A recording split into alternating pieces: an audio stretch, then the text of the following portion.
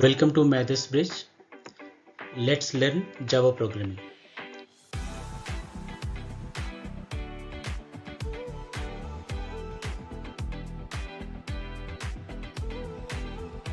Folks, please do visit us at our YouTube channel Maths Bridge.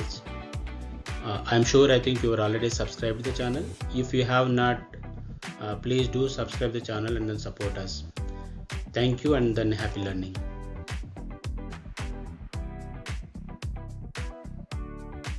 Here is our today's agenda.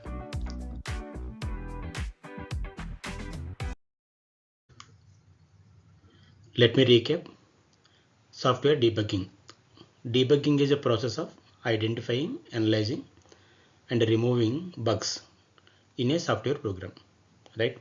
The key steps that we have seen is identify the bug, reproduce the bug, isolate the source, which potential cause for the bug, and find out a solution and fix the bug. Test the bug once you fix it. Document the issue when you get a confidence that is a problem that is resolved for the future reference. These are the steps that I am going to do, right? The common debugging techniques also we see: print statement, ID using IDE, log4j framework, and automated test cases, right? So these are the tools and techniques that we normally use for actual debugging, but there are a few more that we can discuss later.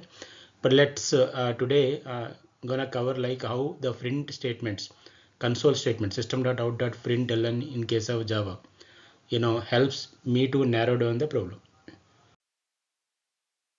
To demonstrate how printf statements can also help you to debug the software program, I have taken a simple program, However, in your real-time scenario, if you look at your source code base is like in a very large, a few 100,000 lines to even million lines of code also, the folks you may end up actually working on in your lifetime. But the question here is like entire source base, probably you will be responsible for one or two small modules as well. But how you are going to actually try to investigate the problem and fix the problem? What are the techniques, tools and techniques that we can leverage for doing that? So in given programming language and given environment, that's a thought process. Let's say I have a sample program, something like this, right? First thing that I have to do is like whether it is working or not working, whether it is really producing a right result or not, that you can see. So the correctness can be only seen by looking at output results. The output for our case is like a console messages. I see the console message here. Looks like I have a two nums as input, num1 and num2, and then we are trying to sum them in your algorithm. The output it produces like a 250. If you manually, if you can look at the result, 100 and 200 should be like 300, right? Not 250. Oh great, we have a problem in this program. That's the first step. Okay, identification of the issue. Next thing what you have to do, is it like consistently appearing, or is it like a rarely occurrence? In the real time scenario, there are the issues where you can reproduce continuously. There are the instances where you will only see rarely. The rarely happening cases is like very terrible. You have to spend a lot of time to analyze and understand things and then fix the problem. But if it is reproducible or repeatable, then you have confidence that there is an issue, then you should also fix them and then see whether the fix got in or not. That's short. So let me rerun this program and see whether you're getting the same result. Great. So every time I'm able to actually produce the same output, which is not a desired output. So I can say that like I can confirm that like this program has a bug, and then it's the repeatable. Now the question is how you have to narrow down the problem, which statement actually causing that issue, right? So what I would do, like I can use these statements, just try to figure out like stepwise, see like till what portion this program is working good as expected, where we see as a culprit the portion that would cause potential bug. So what I would do, like I will try to use printf statements here and then run the program and then see output. Let me run this program, right? Okay, you see initially I think all the variables got initialized to 0, and then I should expect ideally same values. So I'm getting, so till this point I'm fine. There is no issue in the initialization. We have done the second level installation also, right? Here So in this case, like num1, num2 got initialized to a number values, but sum is still remains same.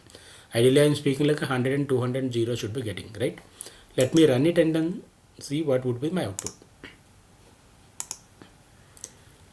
Okay, do you see this one? 100 and 200 0. So this is what my I am at a line number 18 where I should expecting 0 as a sum value. So I am getting, I'm good. So I mean until this initialization I'm good. Next you shall move to next portion. Maybe I will let me try test here. Okay, I will save the changes and then run the program again. Okay, do you see the result now? 100 and 200 summing them together to get a 300. So I am getting 300 here. So looks like up to this statement looks like good. So but after that I think there is some problem. So anything after this line number 22 would be your a statement causing a bug. So let's monitor and then analyze it. So if you really see this one, oh great, okay, why would actually we do this one? Why we are actually hard coding this value? So this could be a potential issue. The fix would be, this is an unnecessary statement we don't require. We have to remove them, right? So why would you end up actually having these kind of scenarios? For instance, I'm going to tell you. When you are writing a program, what we do, like we do like a lot of trial and error by adding certain code implementation. Keeping in the interest of once your program is successfully completed, you would want it to clean them all unnecessary code. What if you forget to actually clean them properly? This is what happening, right? This would actually cause this much of cost in finding a defect and fixing the defect. So make sure you have to have a best coding practices in place so that you will avoid such occurrences. But for our instance, this is an unnecessary code. I don't know why it got in, but we need to take out from this execution path. Let me rerun this program now and then see what happens. Oh, that's good, that's cool. So now I'm actually able to produce the output. So I could actually sense of this is initially this program has a fix, a bug defect, and then I see also like validating defect by repeatability. I am actually able to rerun and reproduce the problem.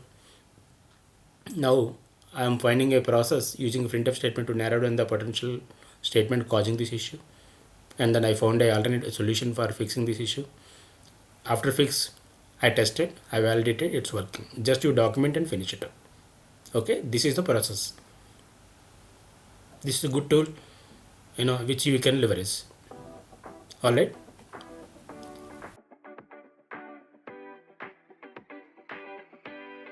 Thanks for watching. Please like, share, subscribe, click on bell icon and leave the comments. Happy learning. Thank you.